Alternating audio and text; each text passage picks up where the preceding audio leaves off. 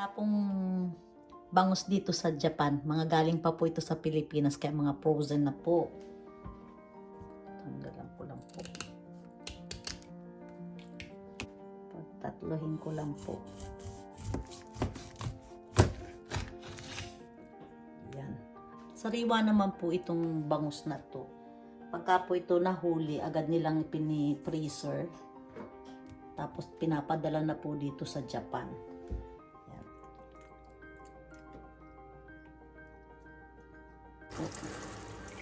Inaalis ko po itong dugo po.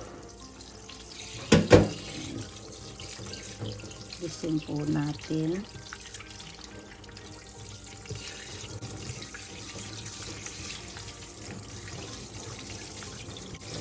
Para po hindi malangsa. Ang bangus po hindi malangsa, pero para po mas lalong masarap ang isda. Maglalagay po ako ng asin, 1 teaspoon. 1/2 teaspoon lang po yung paminta.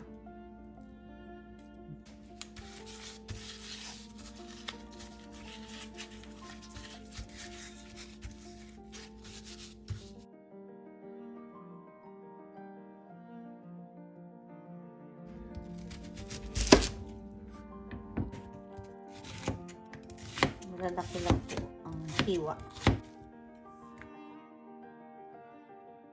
Alisin lang po natin ng konti ang balat.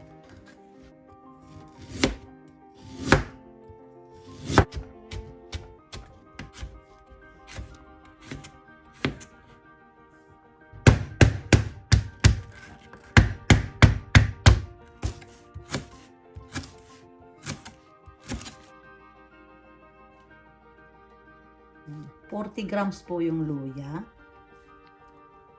bawang, sibuyas, isang buong sibuyas po ito. Tapos itong lemongrass. Hindi ko po nilahat ang sibuyas, ilalagay ko po ito sa huli. Ito pong bangus po natin. Ito po tinanggalan ko ng tinik sa tiyan. Ayan. Maliit po yung lalagyan ko eh. Okay lang po yan. Ganyan.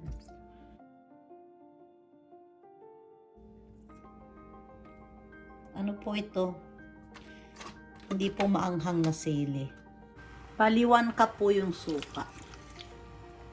Ayan muna natin kumulo. Lagay lang po ako ng paminta. 1/2 teaspoon sugar. 1/2 teaspoon paminta. Mahilig po talaga ako sa paminta. Sili. Kumulo na po ito, kaya lalagyan ko po ng 1/2 cup tubig. Ayan. Ganyan. Hayaan lang po natin maluto. Mas maganda pong magluto ng paksiw sa palayok kesa sa stainless na mga kaldero. Lalagay ang mantika. 2 tablespoon po yung patis. Lang po yung bula-bula na nanggaling sa isda. Napakasarap po nito. Cook in a medium heat.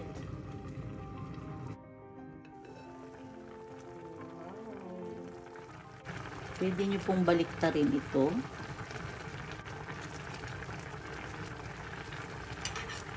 Ayan po. Ang pangkupo ulit. Hintayin po natin kumonti pa ang kanyang pinakasabaw. Ayan po natin. Ayan.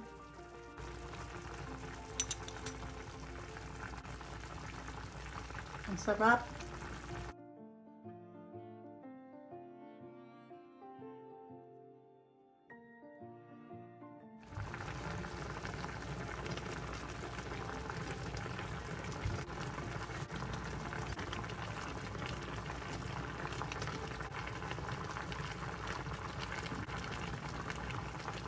Sili, itong sibuyas. Natin.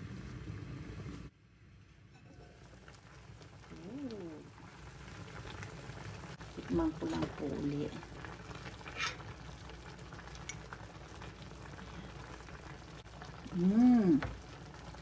Tamang-tama po ang lasa. Okay na po ito.